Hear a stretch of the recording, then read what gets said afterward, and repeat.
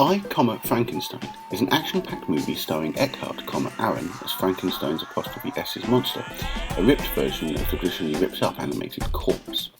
He has all the badly healed scars, no bolts through his head, and is not bright green. In fact, mostly he looks and sounds like Aaron Eckhart, plus a lot of lines and minus an octave. The events of the book happen roughly to tune, before he gets involved in a war between angel-analogues, disguised as gargoyles returning to humans, and demons, who don't get analogues, disguised as humans who turn into demons. Hijinks ensue.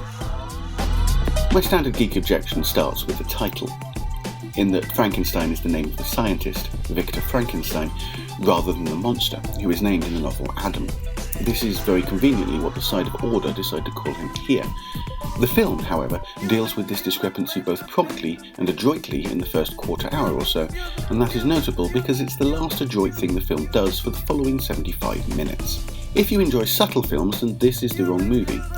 If you enjoy fight sequences with cuts longer than a second and a half, this is the wrong movie for you. If, in fact, you enjoy fight scenes that deviate from Swishblade A through newly created slot B, this is the wrong movie for you, and if you do not enjoy CGI effects, this is the wrong movie for you. In fact, thinking about it, if you are Aaron Eckhart, Yvonne Strahovski, or Bill Nighy, this is not the movie for you.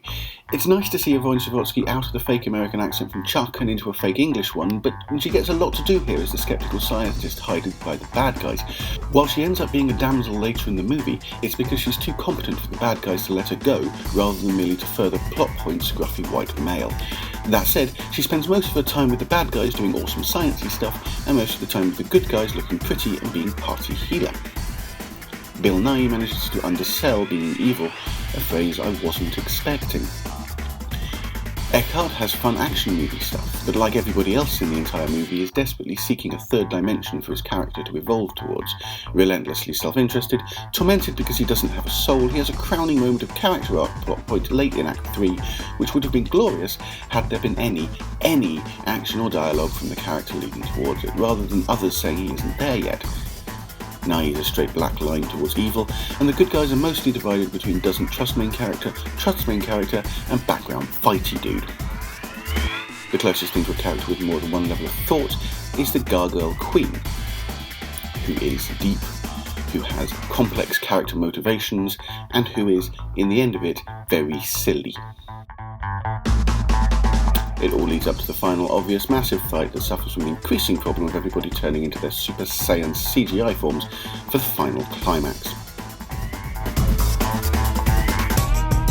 Somewhere below the film is a fleshed out world with political ramifications, with character detail and reason, with weight of immortality borne by Frankenstein's monster as something more than being tactile and untrusting, on the ethics of the fringes of science, on the balance of power between the sides of good and evil, and there is, in short, an interesting and action-packed film about the final battle between order and chaos somewhere in the history of this movie. Maybe it's in the comic book series it was based on, but it's flung forth here as a disjointed, shallow, cardboard cutout of a film burning merrily in its own apocalypse.